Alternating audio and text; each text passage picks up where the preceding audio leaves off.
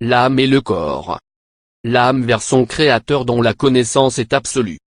L'âme, Naf, est dominée par l'énergie spirituelle qui l'unit à son Seigneur, à travers une relation d'adoration inconditionnelle et éternelle qui lui donne de vivre à chaque instant une jouissance pleine.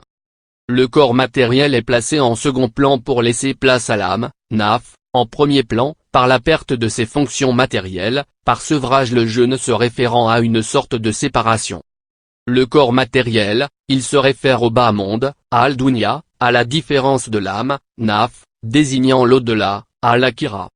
Le corps se nourrit de subsistance de la terre et l'âme se nourrit de lumière, Ruh. L'âme a toujours eu fonction de s'élever vers son créateur par l'adoration jusqu'à notre mort en quittant en finalité le corps, Badan. Le corps qui se matérialise fortement ne laisse aucune place paisible à l'âme, Naf, et c'est ce qui la torture, d'où l'importance d'élever sa foi pour qu'elle puisse se déployer. L'âme est enfermée dans ce corps matériel et doit absolument se détacher du monde pour s'élever dans une jouissance pleine en se nourrissant par la foi, la lumière en Nour. Elle n'a pas d'autre subsistance.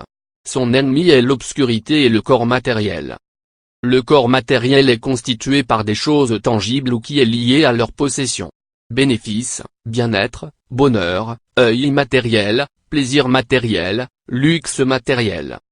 Relatif aux nécessités de la vie quotidienne, aux moyens d'existence. Gêne matériel, besoins, soucis matériels, conditions, facilités, possibilités matérielles.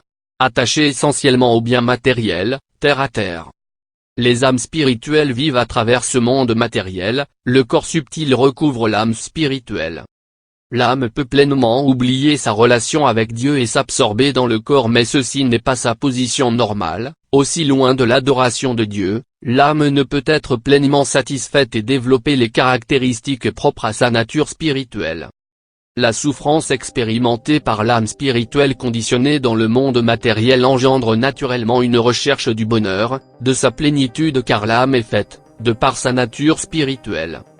De ce désir, naît graduellement le discernement, duquel naît à son tour une recherche sur la nature de la réalité ultime. L'âme en vient à se tourner enfin vers son Seigneur et à s'abandonner à lui. En conclusion, l'âme ne peut trouver le bonheur dans le monde matériel, elle doit par l'adoration fortifiée et l'endurance prendre victoire sur le corps matériel afin d'éviter toute domination. Si l'inverse advenait, l'âme se retrouverait perdue.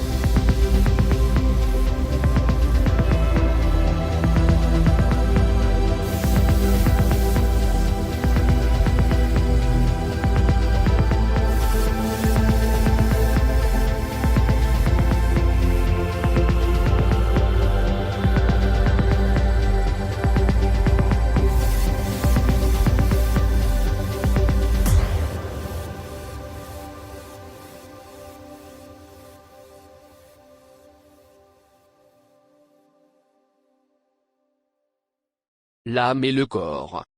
L'âme vers son créateur dont la connaissance est absolue. L'âme, Naf, est dominée par l'énergie spirituelle qui l'unit à son Seigneur, à travers une relation d'adoration inconditionnelle et éternelle qui lui donne de vivre à chaque instant une jouissance pleine. Le corps matériel est placé en second plan pour laisser place à l'âme, Naf, en premier plan, par la perte de ses fonctions matérielles, par sevrage le jeûne se référant à une sorte de séparation. Le corps matériel, il se réfère au bas monde, à Al-Dunya, à la différence de l'âme, Naf, désignant l'au-delà, à l'Akira. Le corps se nourrit de subsistance de la terre et l'âme se nourrit de lumière, Ruh. L'âme a toujours eu fonction de s'élever vers son créateur par l'adoration jusqu'à notre mort en quittant en finalité le corps, Badan. Le corps qui se matérialise fortement ne laisse aucune place paisible à l'âme, Naf, et c'est ce qui la torture, d'où l'importance d'élever sa foi pour qu'elle puisse se déployer. L'âme est enfermée dans ce corps matériel et doit absolument se détacher du monde pour s'élever dans une jouissance pleine en se nourrissant par la foi, la lumière en Nour. Elle n'a pas d'autre subsistance. Son ennemi est l'obscurité et le corps matériel. Le corps matériel est constitué par des choses tangibles ou qui est lié à leur possession. Bénéfices, bien-être, bonheur, œil immatériel, plaisir matériel, luxe matériel. Relatif aux nécessités de la vie quotidienne, aux moyens d'existence. Gêne matériel, besoins, soucis matériels, conditions, facilités, possibilités matérielles. Attaché essentiellement aux biens matériels, terre à terre. Les âmes spirituelles vivent à travers ce monde matériel, le corps subtil recouvre l'âme spirituelle. L'âme peut pleinement oublier sa relation avec Dieu et s'absorber dans le corps, mais ceci n'est pas sa position normale. Aussi loin de l'adoration de Dieu, l'âme ne peut être pleinement satisfaite et développer les caractéristiques propres à sa nature spirituelle. La souffrance expérimentée par l'âme spirituelle conditionnée dans le monde matériel engendre naturellement une recherche du bonheur, de sa plénitude, car l'âme est faite, de par sa nature spirituelle.